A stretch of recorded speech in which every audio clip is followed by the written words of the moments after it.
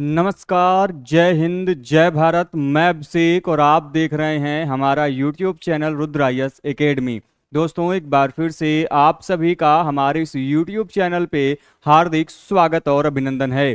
दोस्तों, आज के सेशन में, आज की इस वीडियो में हम आपसे बात करने वाले हैं आर्कियोलॉजी के यूनिट 1 के यूजीसी नेट के दोस्तों जो सिलेबस के डेटिंग मेथड्स इन आर्कियोलॉजी के टॉपिक के बारे में।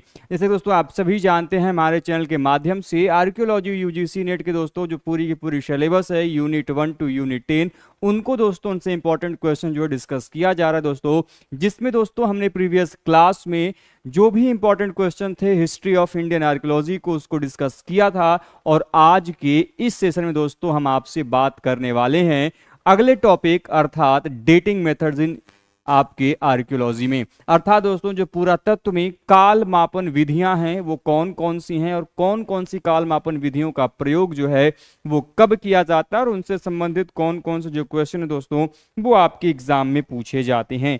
तो दोस्तों आप सभी का आज अभिनंदन है, आप सभी का आज हार्दिक स्वागत है। दोस्तों चैनल को एक बार जल्दी से लाइक कर दीजिए, चैनल पर नए दोस्तों चैनल को सब्सक्राइब कर दीजिए, जिससे कि दोस्तों आपके पास आर्कियोलॉजी संबंधित सभी प्रकार की अपडेट, चाहे वो लाइव बैचेस की बातें हो, मॉक टेस्ट सीरीज हो, पीडीएफ, ई नोट्स पेपर या फिर दोस्तों प्रीवियस ईयर क्वेश्चन पेपर, दोस्तों सभी को आपको जो है यहाँ से जानकारी मिलती रहेगी। दोस्तों एक बार हमें बता दीजिए कि क्या आप सभी तक हमारी आवाज और वीडियो क्वालिटी दोनों बेहतर रूप से पहुंच पा रही है, बताएं। साक्षी वर्मा जी कह रहे हैं सर सारे टॉपिक कवर किए जाएंगे। देखिए क्वेश्चन आंसर के लेके मैक्सिमम कोशिश किया जाएगा कि आपके टॉपिक कवर किए जाएं, लेकिन जो डिटेल्ड वीडियोस होती हैं वो पेड बैच में ही अवेलेबल हैं। अभी हम यहाँ पे जो चर्चा आपसे करेंगे, यहाँ पे चर्चा केवल आपके क्वेश्चन आंसर फॉर्मेट में ही होगा। क्वेश्चन हम आपसे पूछेंगे और उसके बाद उसके जो क्वेश्चन के आंसर होंगे वो आपको बताएंगे और उनसे संबंधित जो भी थोड़े बहुत जो डिटेल्स होगा उसको भी हम आपके एक्सप्रेशन को भी जो चीजें हैं आपके साथ डिस्कस करेंगे, ठीक है। बाकी जो डिटेल वीडियोस होती हैं जो आपकी पेड बैच के अंतर्गत होती हैं, उसमें आपके मॉक टेस्ट सीरीज है, उसमें आपके प्रीवियस ईयर क्वेश्चन पेपर है, उसमें पीडीएफ है, नोट्स है, ठीक है, साथ में आपके थ्योरी क्लासेज है, सभी चीजें उसमें इंक्लूड है, वो अपनी अलग चीज है, ठीक है। तो यहाँ पे हमारा जो फोकस होगा क्वेश्चन आंसर फॉर्मेट पे होगा। हम क्वेश्चन आपसे पूछेंगे टॉपिक से रिलेटेड और जो चीजें हैं उनसे उनको डिस्कस करेंगे।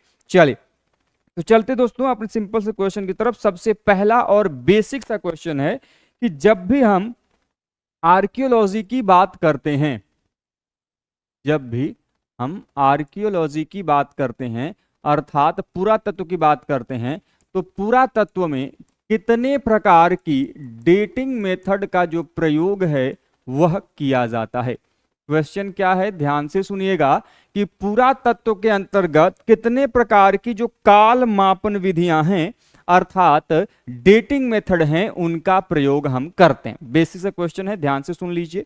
तो पॉइंट ये है कि यहीं से कोई सभी क्वेश्चंस जो हैं वो स्टार्ट होंगे और सभी भाइयों से मैं निवेदन करूंगा, जितने भी हमारे भाई बहन जुड़े हैं, कि प्लीज एक बार वीडियो को लाइक कर दीजिए। आप सभी के लिए दोस्तों इतनी मेहनत की जा रही है। बताएं क्या होगा, कितने प्रकार की डेटिंग मेथड्स हैं दोस्तों जिनका प्रयोग हम पुरातत्व के अंतर्गत करते हैं। तो एज यू ऑल नो, दो प्रकार की तिथि विधियां जो हैं उनका प्रयोग हम करते हैं पुरातत्व के क्षेत्र में, जिन्हें हम किस नाम से जानते हैं, जिन्हें हम रिलेटिव डेटिंग, ठीक है, या फिर जिन्हें हम एब्सोल्यूट डेटिंग के रूप में जानते हैं। एब्सोल्यूट डेटिंग के रूप में जो है उन्हें जाना जाता है, ठीक है। रिलेटिव डेटिंग मतलब जिन्हें हम हिंदी में बेटे सापेक्ष तिथि विधि के नाम से जाना जाता है, सापेक्ष तिथि विधि के नाम से जाना जाता है। और दूसरा जो विधि है दोस्तों वो है आपका निरपेक्ष तिथि विधि, निरपेक्ष तिथि विधि, ठीक है। तो यह दो तिथि विधियां जो हैं वो आपके आर्कियोलॉजी के अंतर्गत जो है प्रयोग में लाई जाती हैं। नेहा जी ने बिल्कुल सही आंसर किया, ठीक है, और खुशबू जी ने बिल्कुल सही आंसर किया। दो प्रकार की तिथि विधियों का जो प्रयोग है वो हमें आर्कियोलॉजी के अंतर्गत दिखाई देता है। तो मेरा सबसे पहला क्वेश्चन ये बनेगा कि what is the relative dating in Indian archaeology और वर्ल्ड आर्कियोलॉजी। जो पुरातत्व के क्षेत्र में जो रिलेटिव डेटिंग है या फिर जिसे हम सापेक्ष तिथि विधि कह रहे हैं, यह किस प्रकार की तिथि विधि को दर्शाता है और इसमें क्या कुछ खासियत जो है वो हमें दिखाई देता है। बिल्कुल सही आंसर किया है, विनीता जी ने बिल्कुल सही आंसर किया है। बताएं सापेक्ष तिथि विधि पुरातत्व के अंतर्गत किस प्रकार की विधियों के बारे में हमें जानकारी देता है? बेसिक सा है, बताइए क्या होगा आंसर? नहीं पता? चलिए देखिए, दोनों में डिफरेंस समझ लीजिए, बेसिक डिफरेंस। जब हम कभी दो या फिर दो से अधिक किसी एंटीक्विटीज, किसी आर्कियोलॉजिकल रिमेन्सेस के बीच में कंपेयर करते हैं, अर्थात तुलनात्मक अध्ययन करते हैं, तो जब किसी की अध्ययन को हम सापेक्षता के अनुसार उसकी डेटिंग निकालते हैं कि वो इससे पुराना है, वो इससे नया है, तो ऐसे में डेटिंग जो निकाली जाती है वो रिलेटिव डेटिंग निकाली जाती है। रिलेटिव डेटिंग की सबसे बड़ी खासियत यह है कि जब भी रिलेटिव डेटिंग निकाली जाएगी तो यह कभी भी किसी सोलर ईयर में नहीं होगी। अर्थात जब भी किसी हम सापेक्ष तिथि विधि को निकालते हैं तो हम ये नहीं कहेंगे कि 50,000 साल पुराना है, 1,000 साल, 10,000 साल, 1 करोड़, 2 करोड़ वर्ष, नहीं। ये जो डेटिंग है वो इस प्रकार से बताई जाती है कि यह पूरा स्थल या फिर यह वस्तु सिंधु घाटी सभ्यता का है, उसके पहले का है, उसके बाद का है। एग्जैक्ट डेटिंग जो है ये नहीं बताई जाएगी कि 50,000 साल, 60,000 साल, 70,000 साल या फिर 1 करोड़।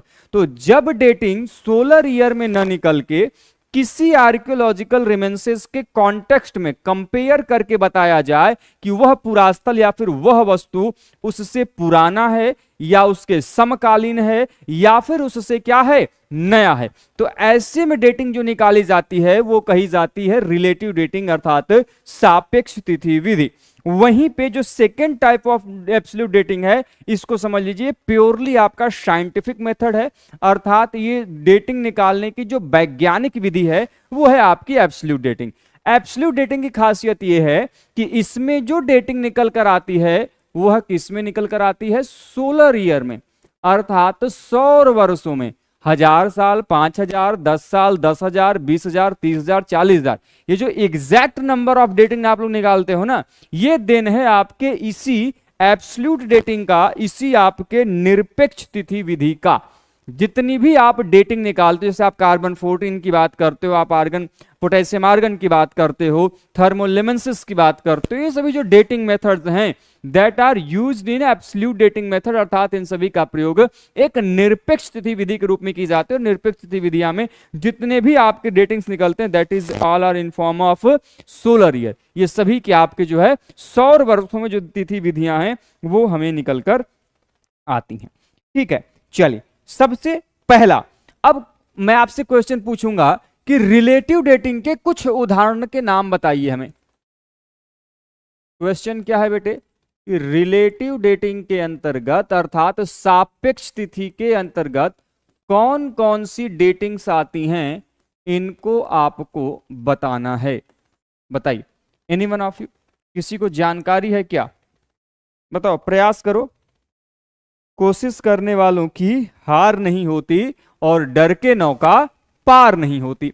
तो कोशिश करना है कि रिलेटिव डेटिंग के अंतर्गत आने वाले कौन कौन से डेटिंग मेथड्स हैं जिनका प्रयोग हम यहां पे करते हैं।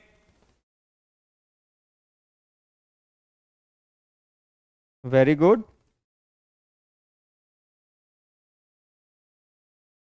चलिए बहुत बढ़िया। देखिए कई सारी तिथि विधियां हैं, सबसे इंपॉर्टेंट जो इसके लिए जाना भी जाता है दैट इज स्ट्रैटिग्राफी। ठीक है, जिसे हम स्तरीकरण का सिद्धांत कहते हैं, स्तरीकरण कहते हैं। ठीक है, फिर है आपका टाइपोलॉजी, जिसे हम प्रारूपकी कहते हैं। ठीक है, फिर है आपका geomorphological method,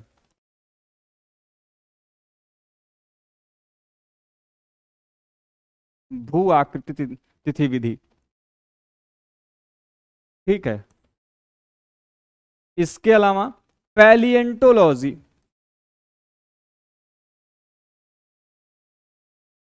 पॉलिनोलॉजी।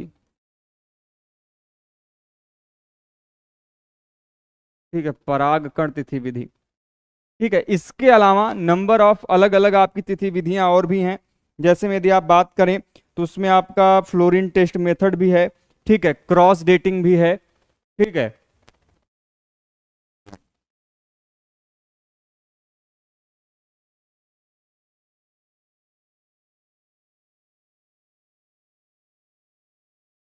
Fluorine test method. ठीक है, तो ये कुछ तिथि विधियां हैं जो कि आपके किसके अंतर्गत आती हैं, जो कि आपके apps sorry relative dating method के अंतर्गत इनका जो नाम है वह लिया जाता है। वेरी गुड, बहुत बढ़िया, बिल्कुल सही आंसर किया है। केवल 2 लोग आंसर कर रहे हैं, बाकी लोगों को आंसर का नहीं पता। अरे भाई कोशिश तो करो, ये शांत यूं ही बैठे रहोगे तो काम नहीं चलेगा। आप लोग यूजीसी नेट का प्रिपरेशन कर रहे हैं, क्यों कर रहे हैं? कल को असिस्टेंट प्रोफेसर बनना है। पीएचडी काहे को लेकर रहे हैं? मजे में तो, मजे के लिए तो कर नहीं रहे होंगे कि नहीं रील्स देखे जा रहे हैं उसमें मजा आ रहा है, वही मजा हमको पीएचडी करने में आएगा। यदि यूजीसी नेट का प्रिपरेशन कर रहे हैं तो इसके पीछे कारण ये कि आपको असिस्टेंट प्रोफेसर बनना है। अब क्लास में जाके तो शांत रहेंगे नहीं, तो एटलीस्ट गलत या सही बोलने की आदत तो डालो बबुआ। यदि अभी नहीं बोलोगे तो क्लास में जब कल को पढ़ाने जाओगे तो you are not going to be good teacher. आपको वहां पे दिक्कतें परेशानी होंगी, और शायद यही अभी का जो चीजें हैं वो आपको फुल लाइफ टाइम आपको दिक्कत पैदा करे। तो गलत या फिर सही बोलने का कोशिश करो। ये जो गलत या सही अभी नहीं बोलने का कोशिश कर रहे हो ना, या फिर इसको जो शर्म आ रही है कि अगला हम बोलेंगे तो डर लगेगा, हंसेगा, मेरे ऊपर क्या करेगा, अगले की चिंता छोड़ दो यार। इसी अगले की चिंता में कितनी पीढ़ियां चली गई, हजारों साल से आप यहाँ पे चले आए, अब इतना विकास हो गया। तो अगले की चिंता उनता छोड़ो, आपको अपने ऊपर काम करना है। अगला कोई तुम्हारा घर का ना खर्चा चलाने वाला नहीं, तुम्हारी सफलता में साथ देने वाला है। ठीक है, तो बोलो भैया, गलत या फिर सही जवाब दो। गलत होगा तो कुछ नया सीखेंगे, सही होगा तो फिर आपके लिए बेनिफिशियल है, आपके लिए तो अच्छा है ही। ठीक है, तो ये यूं वो शांत होके कोई कहानी सुनने का कि सत्यनारायण भगवान की हम कथा सुना रहे हो और आप सुन रहे हो, एक कान से सुन ली दूसरी कान से निकाल ली, तो ऐसे यूजीसी नेट क्रैक होगा नहीं। आपको बोलना पड़ेगा, थोड़ा बहुत आंसर करने का प्रयास कीजिए। चलिए, तो these are the types of relative dating, जिसे हम सापेक्ष तिथि विधियां कहते हैं। स्तरीकरण का सिद्धांत हो गया, प्रारूपकी हो गया, भू आकृति तिथि विज्ञान हो गया, ठीक है, पूरा जैविकी हो गया आपका, परागकण विश्लेषण विधि हो गया आपका, ठीक है, फ्लोरीन टेस्ट मेथड हो गया। अलग अलग तिथि विधियां हैं जिनको हम लोग एक एक करके आपसे इनसे जो क्वेश्चंस है वो पूछेंगे। ठीक इसी प्रकार एक और डेटिंग है जिसे हम एब्सोल्यूट डेटिंग के रूप में जानते हैं, एब्सोल्यूट डेटिंग के नाम से जानते हैं। इफ आई आस्क यू कि नाम बताइए कौन कौन सी तिथि विधियां हैं जो कि एब्सोल्यूट डेटिंग मेथड के अंतर्गत जो है आती हैं, बताओ भाई, किसी को जानकारी है कि एब्सोल्यूट डेटिंग मेथड के अंतर्गत कौन कौन सी तिथि विधियां हैं जो कि इसका पार्ट मानी गई हैं? एनी वन ऑफ यू, कोई बता सकता है? एब्सोल्यूट डेटिंग ये तो सिंपल है, वैज्ञानिक तिथि विधियां। सिंपल सा, जब भी एब्सोल्यूट डेटिंग मेथड आए, कहीं पे पूछा जाए कि निरपेक्ष तिथि विधि क्या है, तो उसका बस एक सिंपल सा जवाब देना, पुरातत्व के क्षेत्र में जितनी वैज्ञानिक विधियां हैं जो कि प्रयोगशालाओं के अंतर्गत सामान्यतः की जाती हैं, और प्रयोगशाला के द्वारा जो उत्पन्न तिथि विधियां हैं जिनको हम 100 वर्षों में, अर्थात 1000, 2000, 50,000, 10,000, 20,000 सालों में जो हम नंबर बताते हैं ना कि इतने समय पुराना, यदि उसमें प्राप्त हो तो ये आपकी एब्सोल्यूट डेटिंग के अंतर्गत आती है। ठीक है, तो कौन कौन से इसके पार्ट हैं? चलिए, एलिस जी ने आंसर किया, विनीता जी ने आंसर किया और नेहा जी ने आंसर किया। ठीक है, और भी लोग कोशिश करें, बताएं भाई क्या होगा। ये तो बहुत सिंपल सा है, इसमें तो किसी कोई दिक्कत नहीं होनी चाहिए। Fission track, potassium argon, okay okay, बहुत बढ़िया, शाबाश, क्या बात है। चलिए,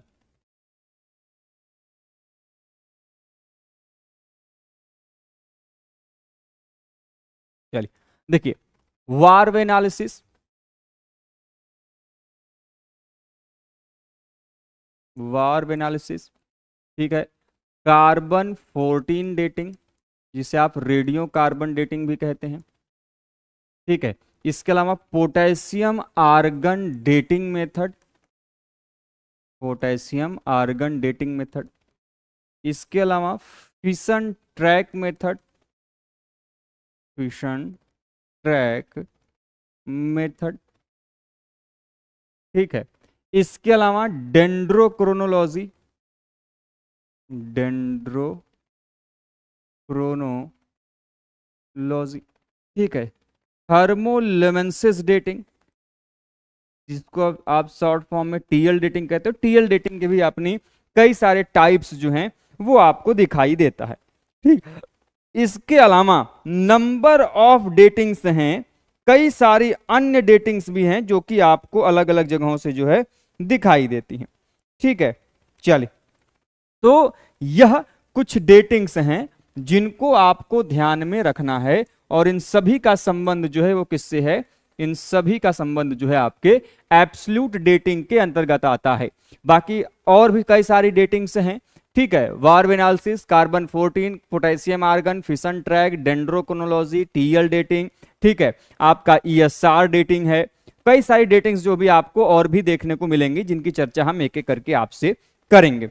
तो फिलहाल आपने ये जाना कि there are mainly two types of dating that is used in archaeology. The first one is relative dating and the second one is absolute dating. Relative dating के आपने पार्ट्स देखे, स्टैटिग्राफी, टाइपोलॉजी, जियोमॉर्फोलॉजिकल मेथड, पैलियोंटोलॉजी, पॉलिनोग्राफी, ठीक है, इसके अलावा cross dating है और आपका फ्लोरीन टेस्ट मेथड वगैरह है, ठीक है, varve analysis, C14 dating, carbon dating जो है रेडियो कार्बन डेटिंग, ठीक है, या फिर fission track, potassium argon, dendrochronology, TL dating at that is form of absolute dating, ठीक है। चलिए अब आगे चलते हैं अगले क्वेश्चन की तरफ, ठीक है। सबसे पहला अब जो मेरा क्वेश्चन स्टार्ट होगा वो होगा स्टैटिग्राफी से। सबसे पहला क्वेश्चन है कि जो ये स्टैटिग्राफी की हम बात करते हैं, यह कॉन्सेप्ट है किस सब्जेक्ट का? बताएं भाई। The concept of stratigraphy is related to which subject?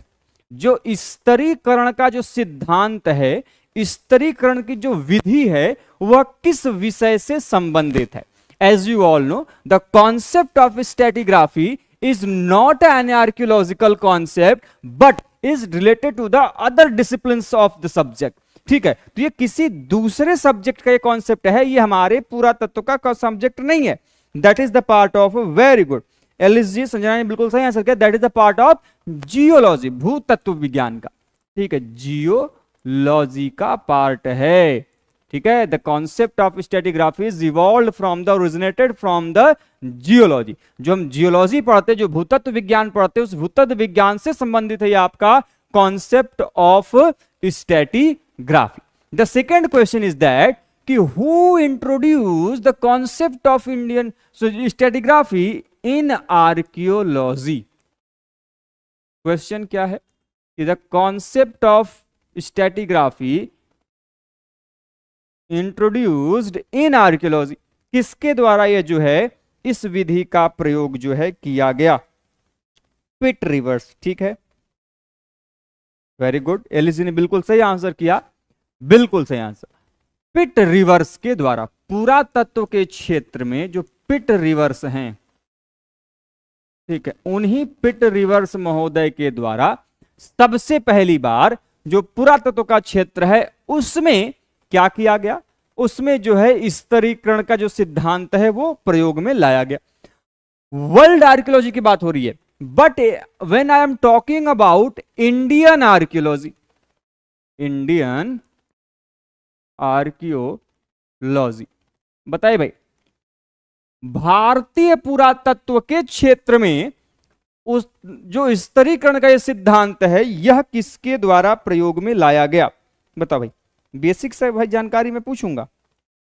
Very good, बहुत बढ़िया, एलिस जी ने बिल्कुल सही आंसर किया, संजना जी ने बिल्कुल सही आंसर किया, विनीता जी ने बिल्कुल सही आंसर किया, नेहा जी ने बिल्कुल सही आंसर किया, सुनील जी ने बिल्कुल सही आंसर किया, वाह क्या बात है। मार्टिमर व्हीलर महोदय, मार्टिमर व्हीलर महोदय, ध्यान रखिएगा, Mortimer wheeler is an archaeologist who introduced the concept of stratigraphy in Indian archaeology, as well as he is the leading archaeologist to whom the concept of scientific excavation, जो हम वैज्ञानिक उत्खनन की बात करते हैं ना, ये वैज्ञानिक उत्खनन किसी और की देन नहीं है, ये इन्हीं मार्टिमर व्हीलर की देन है। और इन्हीं मार्टिमर व्हीलर ने हमारे भारत में जो स्तरीकरण का जो सिद्धांत है वो लाया था। अब यहीं पे क्वेश्चन और अराइज होता है, और आप सभी जानते हैं what is that question. The question is कि before the concept of stratigraphy, what is the measurement to the major of the strata और द लेयर? तो स्तरीकरण के सिद्धांत के पहले जो स्तरों का जो निर्धारण होता था वो किस आधार पर किया जाता था, वो पैमाना क्या था, वो बातें क्या थी? वेरी गुड, बिल्कुल सही आंसर। नेहा जी ने बिल्कुल सही आंसर किया है, एलिस जी ने बिल्कुल सही आंसर किया। The right answer is ocean level. ठीक है, अर्थात समुद्र के स्तर के आधार पर जो है तत्कालीन समय में स्तरों का निर्धारण किया जाता है, and that is introduced by sir John Marshall. Sir John Marshall के द्वारा जो है, जब स्तरीकरण का कॉन्सेप्ट नहीं आया था तो उसके पहले ये समुद्री स्तर पे जो है आधार पे स्तरों का जो निर्धारण है वह उनके द्वारा किया जाता था। ठीक है, वेरी गुड, बहुत बढ़िया। संजना ने बिल्कुल सही आंसर किया है, विनीता जी ने बिल्कुल सही आंसर किया है। जितने भी हमारे भाई बहन इसमें देख रहे हैं, सभी से निवेदन करूंगा कि प्लीज एक बार वीडियो को लाइक कर दें, चैनल पर नए हैं दोस्तों चैनल को सब्सक्राइब कर दें, साथ ही बेल आइकन को प्रेस कर दें, जिससे कि दोस्तों आपके पास वीडियोस की लेटेस्ट नोटिफिकेशन सबसे पहले आप तक पहुंचती रहे। आप लोगों को बता दूं कि यदि कोई भी कैंडिडेट जो कि आर्कियोलॉजी के मॉक टेस्ट सीरीज में जुड़ना चाहते हैं, चैनल के माध्यम से मॉक टेस्ट सीरीज चालू हो चुकी है आपके जून 2024 एग्जाम के लिए। और यदि आप जुड़ना चाहते हैं तो हमारे जो चैनल का ऑफिशियल वो है वेबसाइट, उस पर जाके आप लोग जुड़ सकते हैं।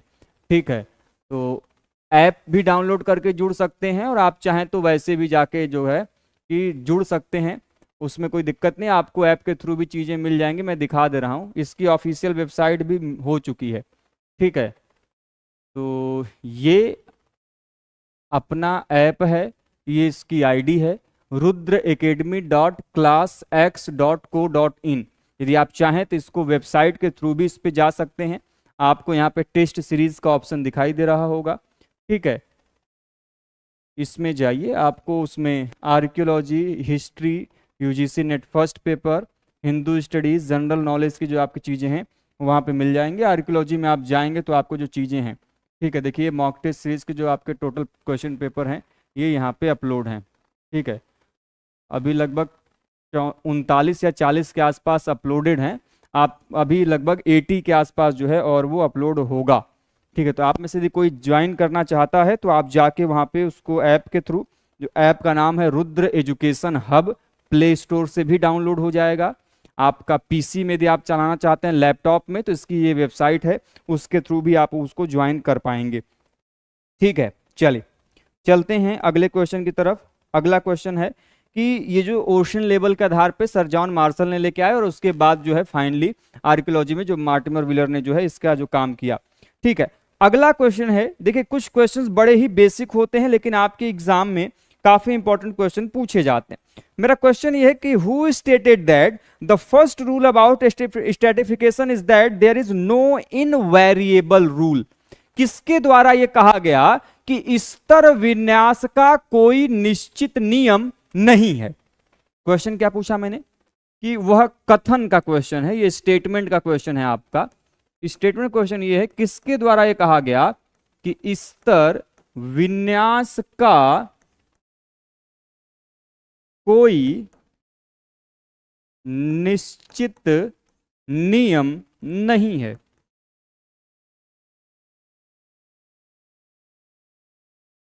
बताएं, यह किसने कहा था? बहुत बढ़िया, क्या बात है, शाबाश, बहुत बढ़िया, अति सुंदर। तो मार्टिमर व्हीलर के द्वारा, किसने कहा? ये मार्टिमर व्हीलर ने खुद कहा है। मार्टिमर व्हीलर के द्वारा जो ये कहा गया कि there is a no invariable rule for the stratigraphy in archaeology. तो स्तरीकरण के सिद्धांत का कोई अपना निश्चित नियम नहीं है। ये कहां पर कहा गया है? यह आपके मार्टिमर व्हीलर ने जो है कहा है। एक मिनट, हेलो, चलिए ठीक है।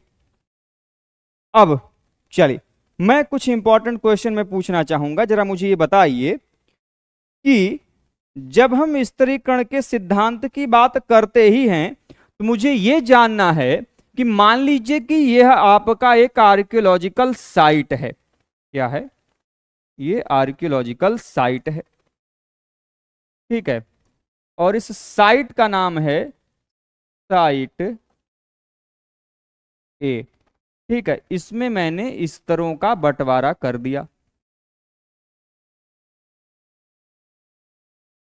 ठीक है, तो मुझे क्वेश्चन ये पूछना है, क्वेश्चन को ध्यान से सुनिएगा, कि जैसे आपने साइट ए देखा, इस साइट ए में हम जो स्तरों का नामकरण है, the nomenclature of the strata, कैसे करेंगे? ऊपर से नीचे की तरफ कि नीचे से ऊपर की तरफ? सबसे पहले ये है, लेयर के कॉन्सेप्ट में पूछा जाता है क्वेश्चन, और दूसरा पूछा जाता है कल्चर के कॉन्सेप्ट में। बताओ, फ्रॉम डाउन टू अपवर्ड, ऊपर से नीचे की तरफ। क्वेश्चन क्या है, ध्यान से सुनिएगा। स्तरों का जो निर्धारण है वो कैसे किया जाता है, नामकरण?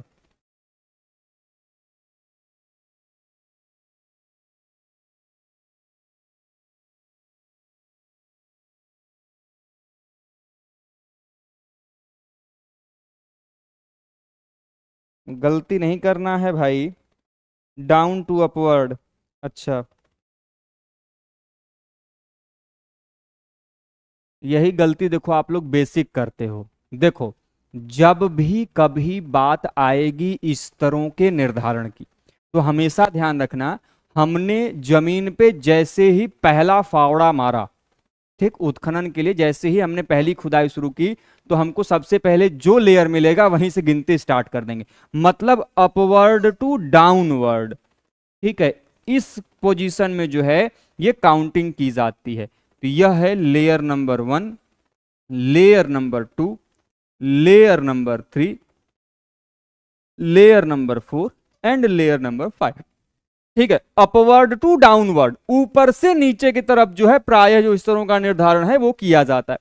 जबकि जब हम सांस्कृतिक कालों की बात करते हैं, ठीक है, तो ऐसे में जो आपकी काउंटिंग होती है, अब वो कैसे होगी जरा मुझे ये बताइए। द कल्चरल डिपॉजिटेड की नंबरिंग जो है वह कैसे किया जाता है, बता दो।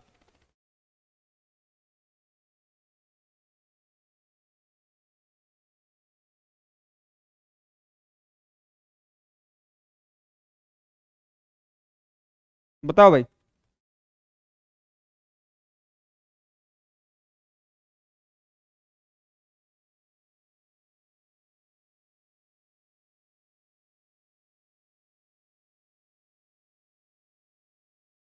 चलिए, ठीक है, बहुत बढ़िया, क्या बात है। देखिए, कल्चरों की जब डिपॉजिट की बात होती है, तो यह नीचे से ऊपर की तरफ किया जाता है। ठीक है, नीचे से ऊपर की तरफ जो है इसका नंबरिंग किया जाता है।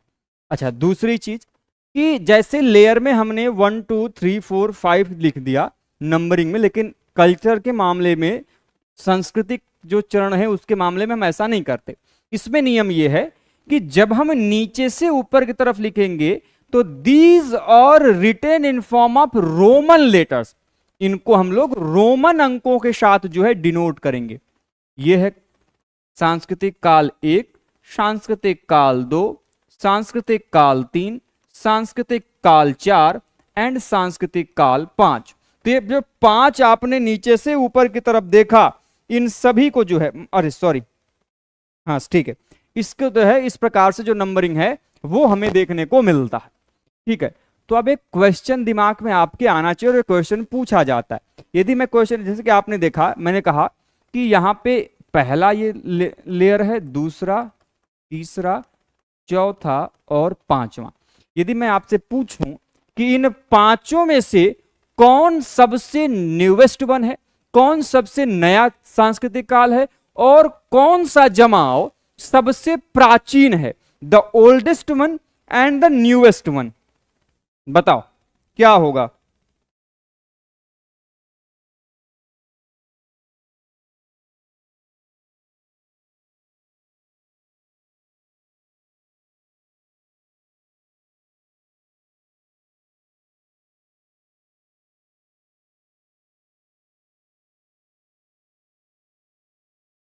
ठीक है, बहुत बढ़िया। देखिए, हमने बताया कि सांस्कृतिक काल नीचे से क्यों गिने जाते हैं, इसको भी समझ लीजिए, बड़ा सिंपल सा कॉन्सेप्ट है। सबसे पहला जो जमाव है, जो आप सबसे पहला जो जमाव है, जैसे कि आप एग्जांपल सोचिएगा कि मान लीजिए कि यह एक लेयर है, ये एक नेचुरल सॉइल का लेयर है। हम क्यों करते हैं, इसके पीछे पूरी कहानी समझ लीजिए, आपको जल्दी कोई बताता नहीं है, इतना डिटेल में पढ़ाते हैं हम अब खासकर पेड जो क्लास वगैरह है उसमें, लेकिन आप समझ लीजिएंगे तो आपको आसानी हो जाएगी, आपको कॉन्सेप्ट ऑफ स्ट्रेटिग्राफी कभी भूलेगा नहीं। समझ लो कि आप अभी किसी गांव में गए हो या फिर किसी अपने जब बाहर निकल जाओ घर से, आपको जमीन दिखा खाली, ठीक, वो नेचुरल सॉइल है। अब आप उस पर रहना स्टार्ट किया, आपने घर बनाया, तो घर बनाया तो मिट्टी को पाटे होगे, आपने जब रहा तो आपकी जब एक पीढ़ी रही तो उस मिट्टी पे कुछ नेचुरल सॉइल के ऊपर आपकी आर्टिफिशियल सॉइल जो आपके द्वारा क्रिएट की गई होगी वो बनाई गई होगी। तो एक लेयर आपने अपने काल की बनाई, ठीक। अब आपके लड़के आते हैं, उनके काल की एक लेयर बनेगी, ठीक। फिर उनके लड़के आते हैं, उनके काल की लेयर बनेगी। तो कहने का मतलब यह है कि हर एक काल के आर्टिफिशियल सॉइल जो हैं, वो जो डिपोजिशन है वो आपको दिखाई देता। तो सबसे पहला डिपोजिशन नेचुरल सॉइल पे कब बना? जब आप वहां पे गए। इसीलिए जो काउंटिंग की जाती, जो सबसे ऊपर वाला है वो तो सबसे नया है, जो वर्तमान समय में आप और हम रह रहे हैं सबसे नया है। हमारे पीछे हमारे पिताजी, फिर उनके दादा, फिर उनके पिता, फिर उनके पिता, फिर उनके पिता, ऐसे रहे होंगे। तो ये जो सबसे प्राचीन पुराना वाला है, ये सबसे पहला डिपॉजिट, इसीलिए यहां से शुरुआत किया जाता है कि जब तक नेचुरल सॉइल न मिल जाए तब तक हम एक्सकेवेशन करते हैं, और जहां से नेचुरल सॉइल मिल गया और उसके ऊपर वाला जो कल्चर, ये पहला होता है, फिर दूसरा, फिर तीसरा, फिर चौथा। तो जो सबसे नीचे से प्राप्त होता है बॉटम से, ये सबसे ओल्डेस्ट होता है, ये सबसे पुराना होता है, और जो सबसे ऊपर से प्राप्त होता है दैट इज न्यूएस्ट, अर्थात ये सबसे नवीन होता है, सबसे नया होता है। समझ में आ गया? क्लियर हो गया? कॉन्सेप्ट ऑफ स्ट्रेटिग्राफी कभी किसी को भूलेगा या फिर किसी को कोई दिक्कत होगा तो बता दो।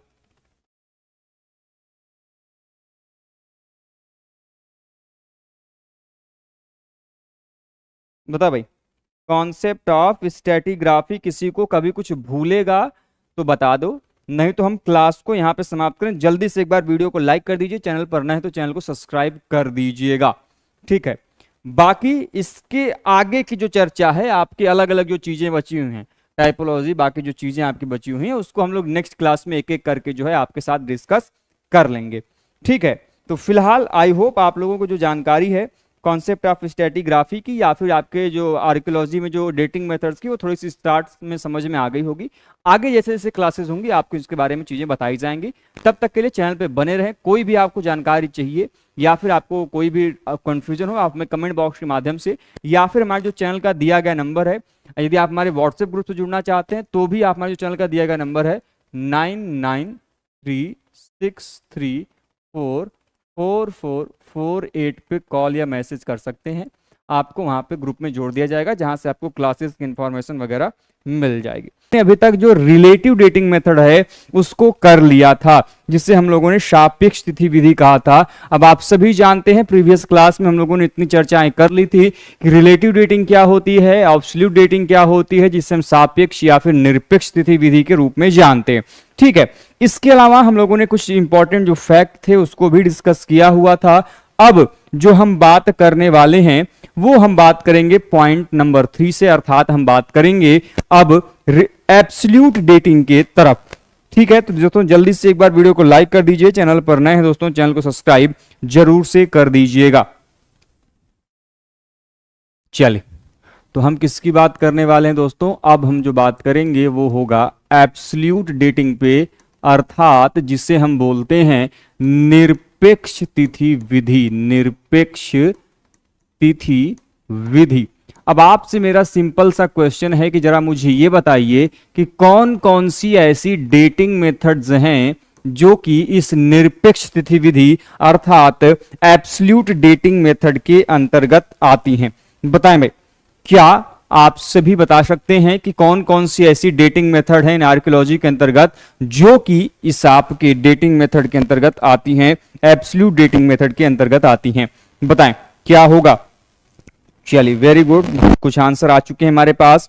पोटेशियम आर्गन, टीएल डेटिंग, ठीक है, कार्बन 14, ठीक है, वेरी गुड। देखिए, जितनी भी ऐसी डेटिंग जो कि मुख्यतः अधिकांशतः उनका जो एनालिसिस है दैट इज इन लेबोरेटरी, अर्थात प्रयोगशालाओं के अंदर जब अध्ययन करके कोई भी डेटिंग इन सोलर ईयर, अर्थात हम सौर वर्ष में निकालते हैं, 1000, 2000 साल, 50,000, 1 लाख, करोड़ वर्ष पुराना है, तो ऐसे में जो डेटिंग निकाली जाती है जो कि एक फिक्स्ड होती है, कोई कॉम्परेटिव स्टडी नहीं होता, देन यह जो आपका अध्ययन होता है वो निरपेक्ष तिथि विधि अर्थात एब्सोल्यूट डेटिंग के रूप में जाना जाता है। इसमें मैंने आप लोगों को पहले ही बताया है, चाहे वो C14 डेटिंग हो, ठीक है, चाहे वो पोटेशियम आर्गन डेटिंग हो, चाहे वो थर्मोलिमिंसिस डेटिंग हो, या फिर किसी दूसरी विधि हो, सभी के इसके अंतर्गत आते हैं। चलिए अब एक एक करके हम सबसे पहले हम जानते हैं। सबसे पहला क्वेश्चन मेरा ये है कि आप लोगों ने जरूर नाम सुना होगा अनुवर्षतर विश्लेषण का। आप लोगों ने नाम सुना होगा अनुवर्षतर विश्लेषण, इसको हम लोग बोलते हैं वार्व एनालिसिस। सबसे पहला क्वेश्चन क्या है बेसिक सा, कि जो वार्व एनालिसिस है, वार्व एनालिसिस है, इस वार्व एनालिसिस को किसके द्वारा डेवलप किया गया था?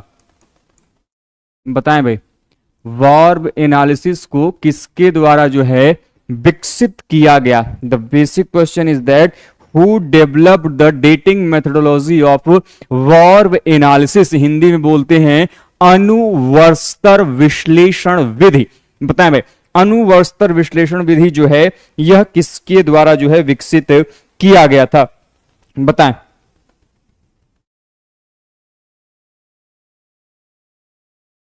ठीक है, बहुत बढ़िया। अभी तक केवल, ठीक है, चलिए आपको बता दें, वैरांज जेरार्द दे गियर। क्या नाम होगा? वैरान जेरार्द दे गियर। ठीक है, तो यह वह विद्वान थे जिनके द्वारा ये जो एब्सोल्यूट डेटिंग में वार्व एनालिसिस मेथड है उसको विकसित किया गया।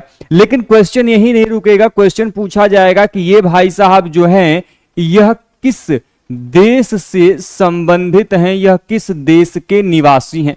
क्वेश्चन ये भी पूछा जाएगा, और इन्होंने किस क्षेत्र का जो है अध्ययन किया था, ये भी क्वेश्चन जो है वो पूछा जाएगा। तो ये तीन क्वेश्चन जो हैं वो वार्व एनालिसिस से आपके एग्जाम में क्वेश्चन पूछे जाते हैं। तो ये जो भाई साहब हैं वैरान जेरार्द दे गियर, ये स्वीडन के थे। कहां के थे?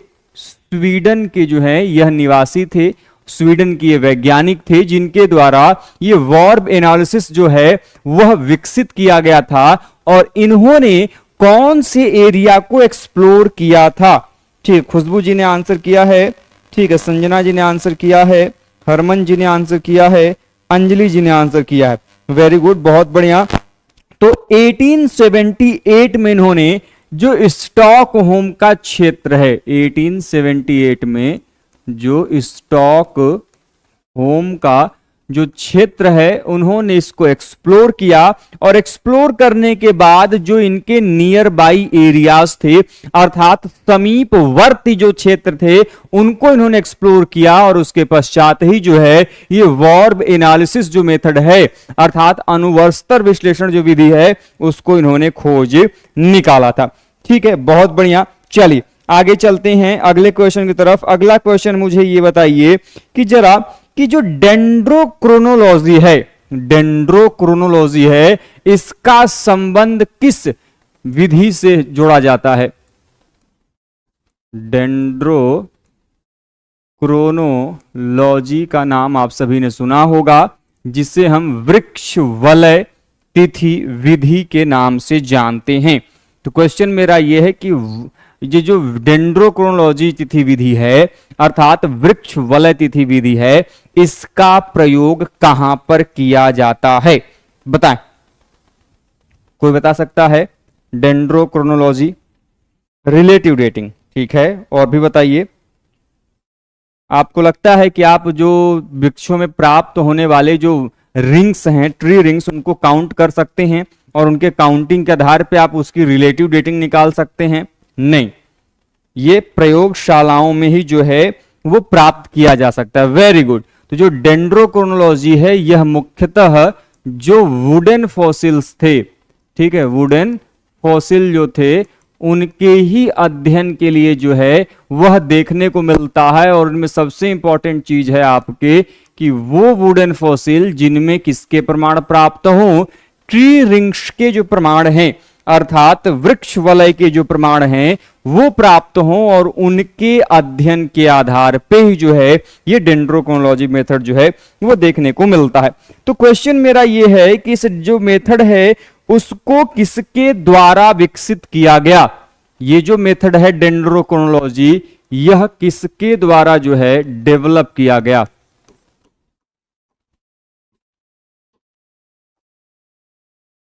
कोई बता सकता है?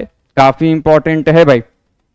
चलिए, हमारे जितने भी भाई बहन अभी जुड़े हुए हैं आप सभी से निवेदन करूंगा प्लीज वीडियो को लाइक करें, चैनल पर नए हैं दोस्तों चैनल को सब्सक्राइब करें, जिससे कि दोस्तों आपको आने वाले समय में आर्कियोलॉजी, यूजीसी नेट, जेआरएफ से संबंधित सभी प्रकार की जो अपडेट है वो मिलती रहे, चाहे वो क्लासेस हो, लाइव बैचेस हो, मॉक टेस्ट सीरीज हो, PDF, e notes, question papers, सभी चीजें जो है दोस्तों हमारे चैनल के माध्यम से आप लोगों को प्रोवाइड कराई जाती है।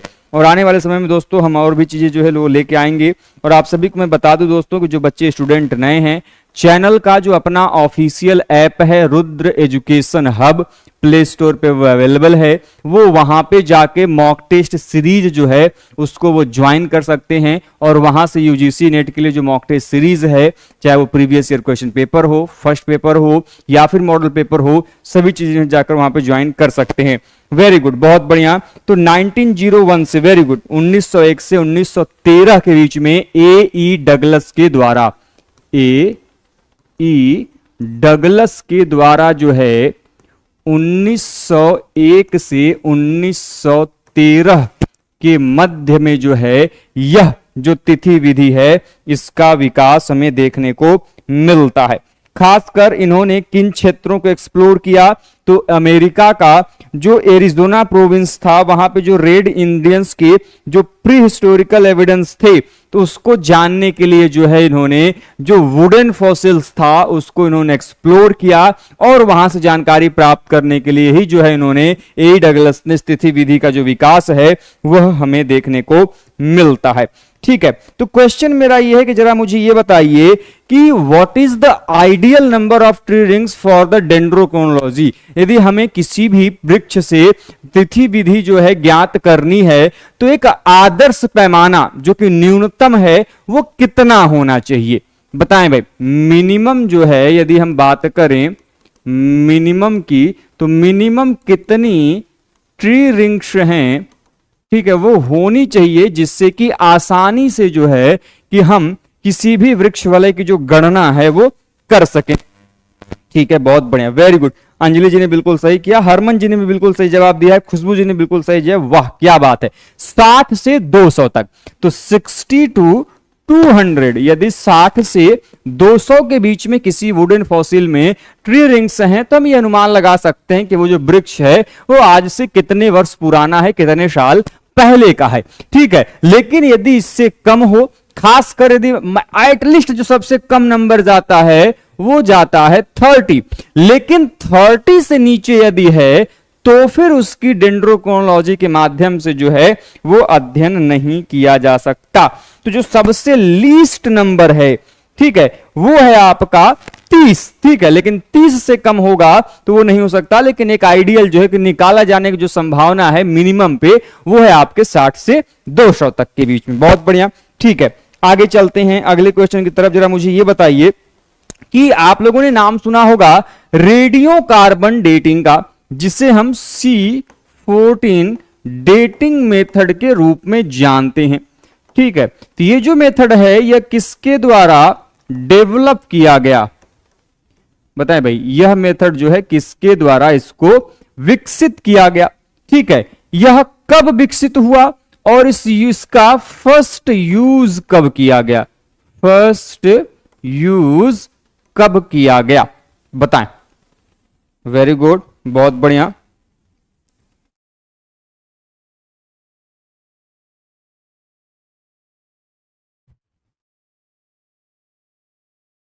Levy, F Willard levy.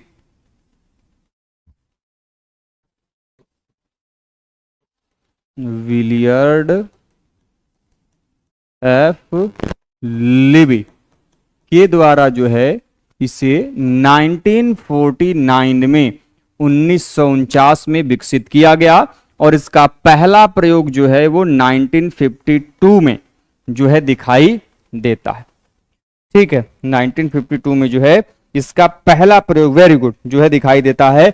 ध्यान रखिएगा, ये जो आपका क्षेत्र है जिसकी हम बात कर रहे हैं अभी आपसे कि यहां पे इस प्रकार का जो प्रमाण हमें दिखाई दे रहा है, आपको ये भी बता दूं कि ये जो आपके विलियर्ड एफ लीबी हैं, इनके बाद में भी कई सारे आपके साइंटिस्ट हैं जिनके द्वारा ये जो आपका कार्बन 14 डेटिंग है अब मॉडर्न डे में जैसे हम यूज करते हैं उसके रूप में इसको डेवलप किया गया। ऐसे में कौन कौन से साइंटिस्ट हैं, आपके एग्जाम में क्वेश्चन आ सकता है, खासकर तब जब एग्जाम में पूछा जाए कि मैच कराने के लिए। तो ध्यान रखिएगा, कभी कोई विलियर्ड लीबी का नाम नहीं आता तो उस समय तीन नाम आपके बड़े इंपॉर्टेंट हैं। एक है आपके ईसी एंडरसन, ठीक है, दूसरे हैं आपके अर्नोल्ड, ठीक है, और तीसरे हैं आपके एच ई स्वेस। ठीक है, तो आपके ईसी एंडरसन, आरजे अर्नोल्ड और एच सी स्वेस। ठीक है, ये तीन नाम हैं जिन्होंने इसको लेटर ऑन जो है डेवलप करने का काम किया, इसको विकसित करने का काम किया। तीन नाम मैंने बताए हैं, एंडरसन का नाम बताया है, ठीक है, अर्नोल्ड का नाम बताया है और स्विस का नाम बताया है। इन तीनों लोगों के द्वारा जो है विलियर्ड एफ लीबी के बाद ये जो कार्बन 14 डेटिंग है उसको क्या किया गया था, डेवलप किया गया था, उसको विकसित करने का काम जो है किया गया था।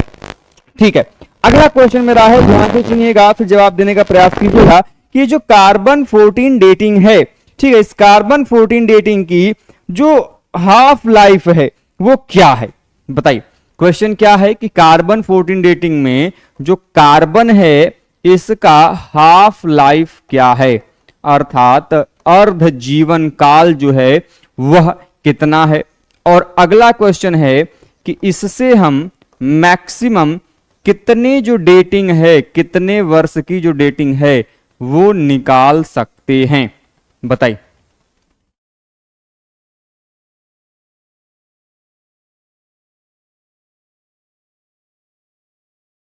कोई बताए? 5730।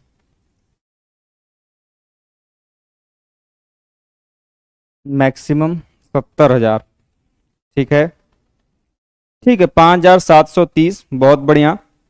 5730 जो है मान सकते हैं, बहुत बढ़िया।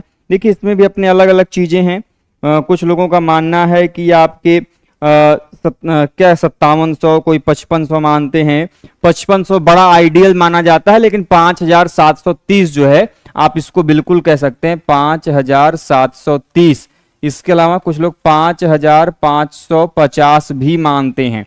ठीक है, इसके अलावा यदि हम बात करें कि मैक्सिमम डेटिंग कितने निकाली जा सकती है तो वो है 70,000। लेकिन ध्यान रहे, जो नॉर्मल डेटिंग निकल कर आती है जिसकी एक्यूरेसी थोड़ी ठीक ठाक होती है वो होती है 40 से 50,000। ठीक है, 40 से 50,000 जो है ये नॉर्मल, जिसमें कि एक्यूरेसी या फिर जो शुद्धता है वो ज्यादा होती है। लेकिन कभी कभी बहुत स्पेशल सर्कमस्टांसेस में हम एक्सटेंड कर सकते हैं अप टू 70, और ये बहुत ही स्पेशल कंडीशन में होता है। सर्वमान्य जो आपकी परिस्थितियां हैं उनमें इस प्रकार के जो 70,000 की जो कंडीशन है वो फॉलो नहीं होती। तो ये मान के चलिए कि 40 से 50,000 आइडियल है, और साथ में यदि आपका हाफ लाइफ की बात की जाए तो 5,500 के आसपास उसको मान सकते हैं। ठीक है, वैसे आप उसको भी देखें तो उसमें भी कई सारी वैरायटीज हैं, अलग अलग लोगों ने अलग अलग जो टाइमलाइन है वो दिया था कि किसी ने आपके 5,500 किया था, किसी ने इनको आपको क्या कहा था, अलग अलग। जब आपका रेडियो कार्बन जो आप तिथि निर्धारण का जो 5th कॉन्फ्रेंस हुआ था तो वहां पे इसकी डेटिंग 5,580 दी गई थी। ठीक है, लेटर ऑन एच गुडविन एक आपके बड़े ही इंपॉर्टेंट साइंटिस्ट हैं जिन्होंने इसको फिर इस पे रिसर्च किया, तब वही जो आप डेटिंग बता रहे हैं 5730 वो एच गुडविन के द्वारा ही जो है कॉन्सेप्ट दिया गया था। ठीक है, चलिए, अच्छा एक चीज मैं आप लोगों को और भी बता दूं कि जो कार्बन 14 डेटिंग की हम बात करते हैं, ये कार्बन 14 डेटिंग एक्चुअली वो वहां पे यूज किया जाता है ऐसा कोई आर्कियोलॉजिकल रिमेन्स, ठीक है, जिनमें किसकी मात्रा मौजूद हो, कार्बन की मात्रा मौजूद हो, उसकी हम क्या कर सकते हैं, कार्बन 14 डेटिंग जो है वो की जा सकती है। जैसे हम मनुष्य हैं, ह्यूमंस में कार्बन की मात्रा मौजूद है, लकड़ी कार्बन की मात्रा मौजूद है।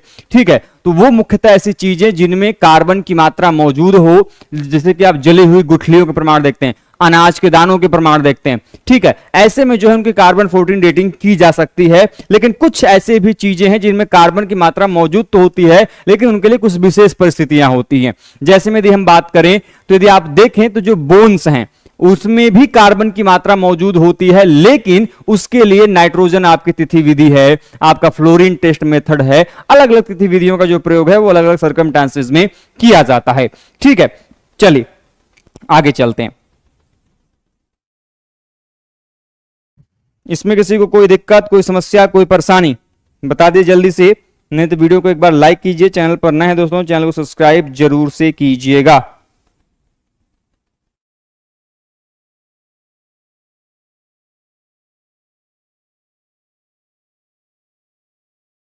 ठीक है, अगला क्वेश्चन है आपका पोटेशियम आर्गन डेटिंग मेथड। क्या है?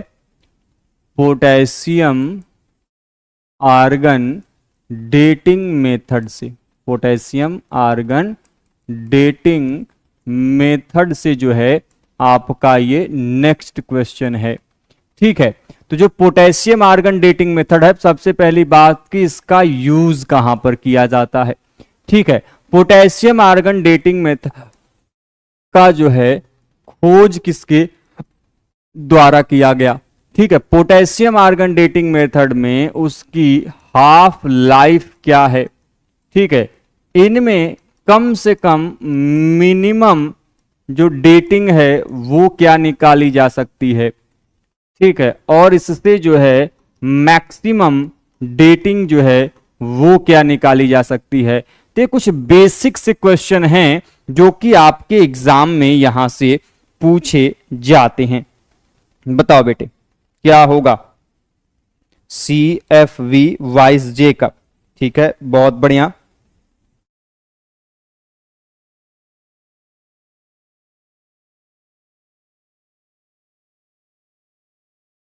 ठीक है, बहुत बढ़िया। देखिए CFV वाइज सेकर, ठीक है, इनके द्वारा, भाई साहब के द्वारा जो है इसे विकसित किया गया। अच्छा, खोज होगा वो। यूज की बात कर लेते हैं तो ये जो आपका मुख्यतः जो ज्वालामुखी राख है, ज्वालामुखी राख है, वॉल्केनिक एश डिपॉजिट्स जो हैं, ठीक है, उनके डेटिंग के लिए, ठीक है, उनके तिथि विधि के निर्धारण के लिए जो है इस प्रकार का जो अध्ययन है वह किया जाता है, खासकर किसका? इस अर्थात पोटेशियम आर्गन डेटिंग मेथड का। इसकी हाफ लाइफ क्या है भाई साहब? इसका अर्ध जीवन काल क्या है? तो वो है आपका 13 करोड़ वर्ष। क्या है? 13 करोड़ वर्ष। मिनिमम कितनी डेटिंग की जा सकती है? तो कम से कम इस डेटिंग के लिए जो है 30,000, कितनी? 30,000 जो है वो होनी चाहिए। यदि कोई पुरावशेष जो है वो 30,000 से वर्ष से प्राचीन नहीं है तो उसकी डेटिंग इससे नहीं की जा सकती। तो मिनिमम डेटिंग 30,000, मैक्सिमम जो है वो आपका 30 करोड़ वर्ष, 30 करोड़ वर्ष पुराने प्राचीनतम जो वस्तुएं हैं इनकी जो डेटिंग है वो तिथि विधि के माध्यम से जो है वो हम कर सकते हैं। ठीक है, तो जरा मुझे ये बताइए कि ठीक है, आप लोगों ने ये कहा कि जब ये कार्बन 14 डेटिंग का जो जो पोटेशियम आर्गन डेटिंग मेथड का जो प्रयोग है CFV वाइसेकर ने किया, तब इसका प्रयोग एज अ डेटिंग के लिए नहीं किया था, लेकिन बाद में जो है इसको किसके द्वारा जो है डेवलप किया गया, ये पढ़ाया जा चुका है भाई। ये तो टॉपिक हमने आप लोगों को पेड बैच में कई बार बताया है, क्विज सेशन में चीजें बताई गई और आज फिर रिवाइज हो रहा है। बताओ भाई कि ये जो आपका पोटेशियम आर्गन डेटिंग मेथड है CFV वाइसेकर ने किया खोज, बहुत बढ़िया, लेकिन इसको फर्दर इसमें डेवलपमेंट का काम, इसमें विकास का कार्य जो है किसके द्वारा किया गया? बताइए।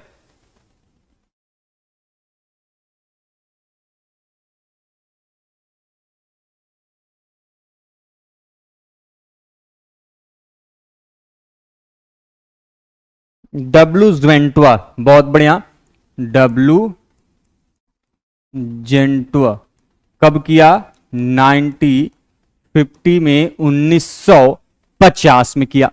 क्वेश्चन ये भी आता है कि इसका फर्स्ट यूज कहां पर किया गया, अर्थात पोटेशियम आर्गन डेटिंग मेथड जो है इसका सबसे पहला जो प्रयोग है वो किस पुरास्थल पर जो है हमें देखने को मिलता है। ठीक है, potassium argon dating method one of the most important archaeological dating method है, तो इसका सबसे पहला प्रयोग कहां पर देखने को मिला था, तो यह मिला था ओल्डुवाई गॉर्ज वैली। कहां पर है ये ओल्डुवाई गॉर्ज वैली, तो आप सभी को पता होगा यह है आपके तंजानिया अफ्रीका में।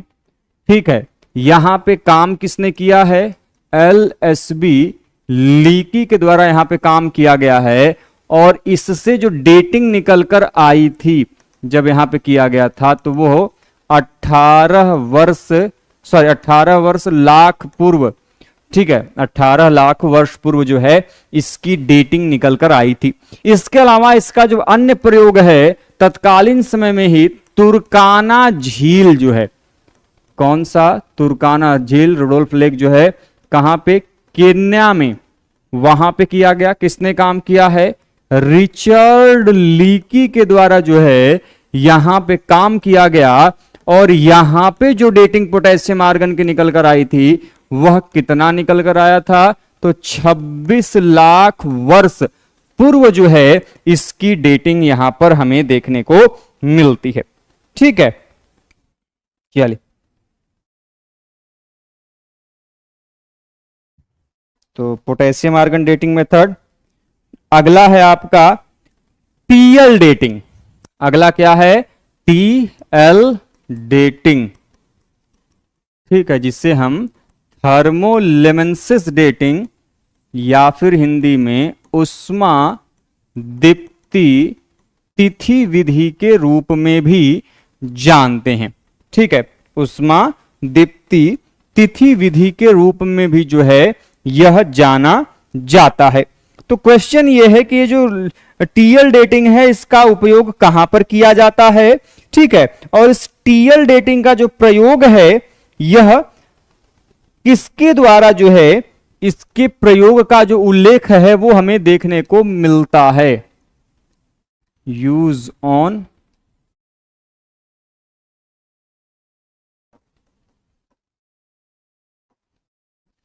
तो आप सभी जानते हैं इसका प्रयोग कहां पर किया जाता है, पॉटरीज के, ठीक है, मृदभांड के, या फिर एग्जैक्ट वर्ड कीजिए तो जो सेरेमिक्स हैं, ऐसी मिट्टी की बनी हुई वस्तुएं जिन्हें आग में पकाया गया हो, एक उचित तापक्रम में आग पे पकाई गई वस्तुएं जो कि मिट्टी की बनी हो, उनकी ही डेटिंग जो है वो टीएल डेटिंग के माध्यम से संभव है। ठीक है, खासकर उनमें मृदभांड के रूप में जो है हम उनको जानते हैं। तो ऐसे में कौन यूज किसके द्वारा किया गया, सबसे पहले इसके तरफ ध्यान किसके द्वारा दिया गया, तो आप जरूर नाम सुना होगा आप सभी ने, रॉबर्ट बॉयल का नाम सुना है, रॉबर्ट बॉयल का। तो रॉबर्ट बॉयल ने जो है इसका जो प्रयोग है, ठीक है, सबसे पहली बार इसकी तरफ ध्यान दिलाया था। क्वेश्चन ये उठ सकता है कि दो चीजें हैं, ये जो टीएल डेटिंग का सबसे पहली बार खोज हुआ था तो वो हुआ था इन फील्ड ऑफ फिजिक्स, ठीक है, लेकिन आर्कियोलॉजी में इसका प्रयोग किसके द्वारा किया गया, एंड फिजिक्स के क्षेत्र में जो है इसका प्रयोग किसके द्वारा हमें देखने को मिलता है, बताओ भाई।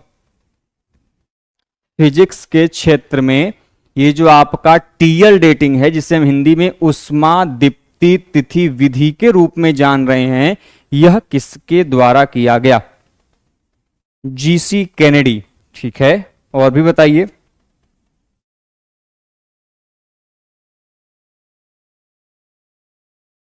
देखिए, भौतिक विज्ञान अर्थात फिजिक्स में जिसने प्रयोग किया था वो थे फेरिंगटन डेनियल। कौन थे, फेरिंगटन डेनियल के द्वारा जो है इसे विकसित किया गया। वहीं पे यदि आर्कियोलॉजी के क्षेत्र में पूछा जाए अर्थात पुरातत्व के क्षेत्र में पूछा जाए तो यह किसके द्वारा किया गया। ठीक है, तो मैंने आप लोगों को नाम बताया था कि 1960 में दो बड़े इंपॉर्टेंट साइंटिस्ट हैं, जीसी केनेडी एंड एल नॉफ। 1960 जीसी केनेडी प्लस एल नॉफ के द्वारा जो है इसे पुरातत्व के क्षेत्र में जो है विकसित किया गया। और इन्होंने ही जो है पुरातत्व के क्षेत्र में खासकर किसके लिए, तो मृदभांड अर्थात पॉटरीज की डेटिंग के लिए जो है इसका प्रयोग जो है हमें देखने को मिलता है। ठीक है, वेरी गुड, बहुत बढ़िया। हाँ, फेरिंगटन डेलियन ने 1953 में किया था, बहुत बढ़िया, 1953 में किया था। तो पहले ये फिजिक्स के क्षेत्र में आया, बाद में जो है इसको इंप्लीमेंट किया गया कहां पे, आर्कियोलॉजी के फील्ड में जो है वो हमें इंप्लीमेंट करते हुए दिखाई देता है। तो क्वेश्चन ये पूछा जाता है कि जरा मुझे ये बताइए कि कम से कम कितनी ऊर्जा हो जिससे कि मतलब कितने टेम्परेचर पे उसको आग में पकाया गया हो जिससे कि हम उसकी डेटिंग निकाल सकें। मैंने आप लोगों को बताया कि ये जो टीएल डेटिंग मेथड है ये उष्मादीप्ति अर्थात ऐसी वस्तु जिनको आग में पकाया गया हो। तो ऐसे कौन सी वस्तुएं हैं, उनकी कम से कम कितनी डिग्री सेल्सियस पे उनको तपाया गया हो जिससे कि उनकी डेटिंग निकालना आसान होगा।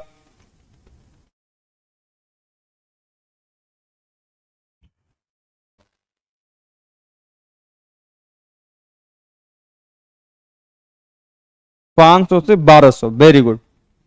जो तापमान है वो कितना रहा होगा, 500 से 1200 डिग्री सेल्सियस रहा होगा, तभी जो है इसकी डेटिंग निकाली जा सकती है, इससे कम में डेटिंग नहीं निकाली जा सकती। उष्मादीप्ति एक्चुअली होती क्या है, तो जब किसी वस्तु को आग में पकाया जाता है तो उसकी आग में पकाए जाने के पश्चात जो ऊर्जा रिलीज होती है, ठीक है, जो एनर्जी रिलीज होती है उसी को हम उष्मादीप्ति या फिर थर्मोलेमेंसिस कहते हैं। इसके भी कई सारे अपने अपने टाइप्स हैं, उसको मैंने ऑलरेडी आप लोगों को पढ़ाया हुआ है, तो जो बच्चे वहां पे पढ़े होंगे उनको पता होगा।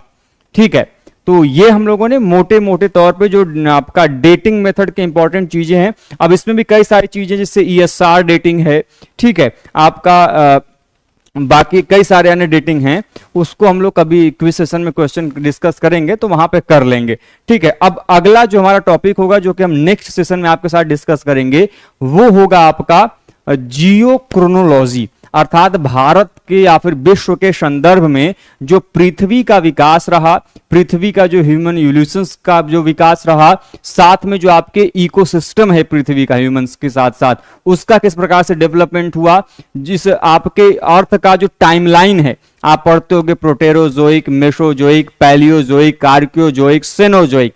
तो ये जो टाइमलाइन है उसमें हेलोसिन पीरियड का क्या महत्व है, बाकी चीजों का क्या महत्व है, इन चीजों की जो चर्चा है बेटे हम लोग उसको नेक्स्ट क्लास में करेंगे।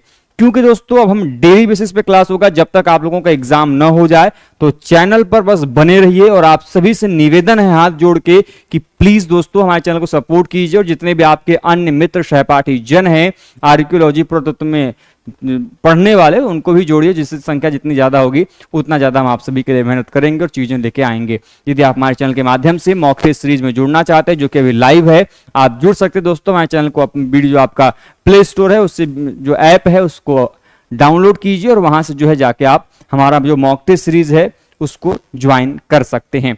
तो मिलते हैं दोस्तों नेक्स्ट सेशन में कुछ अन्य बड़े ही महत्वपूर्ण क्वेश्चंस के साथ। तब तक के लिए दोस्तों आप स्वस्थ रहिए, मस्त रहिए। जय हिंद, जय भारत, हर हर महादेव।